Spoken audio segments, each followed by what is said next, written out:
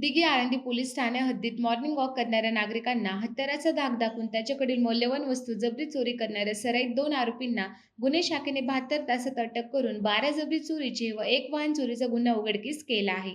Dighi Alandi police Thane हद्दीत pride world city चोरोली गाव परिसरात पहाटे सकाळी मॉर्निंग वॉक करणाऱ्या 8 नागरिकांना व पुणे ग्रामीण हद्दीत 1 तर पुणे शहरातील 5 नागरिकांना 3 इसमांनी चोरीच्या मोटारसायकलवर येऊन चाकूचा धाक दाखवून त्याच्याकडील मौल्यवान वस्तू जबरीने हिसकावून नेल्या होत्या. त्यावर सदर घटनेबाबत तात्काळ दिघी पोलीस ठाणे येथे गुन्हे दाखल करण्यात आले. सदर घटनेचे गांभीर्य ओळखून गुन्हे शाखेचे मालमत्ता गुन्हे विरोधी पथक, खंडणी विरोधी पथक व युनिट 3चे अधिकारी व अंमलदार यांनी तात्काळ आरोपीचा शोध सुरू केला. त्याकरता त्यांनी सतत 3 दिवस अहोरात्र मेहनत घेऊन आरोपीच्या येण्या-जाण्याच्या रस्त्यावरील सीसीटीव्हीची पाहणी करून आरोपी निष्पन्न केले.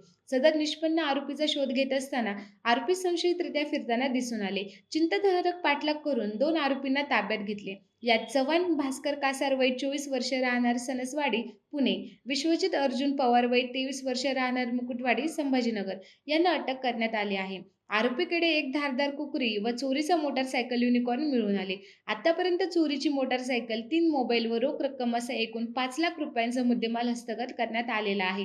अधिक चौकशी केली असता त्यांनी दिघी आळंदी पोलीस ठाणे हद्दीत गुन्हा केल्याची कबुली दिली. तसेच त्याच दिवशी पुणे ग्रामीण येथे 1 तर पुणे शहर येथे 3 गुन्हे केल्याची कबुली दिली. पुढील तपास दिघी पोलीस स्टेशन करीत आहे.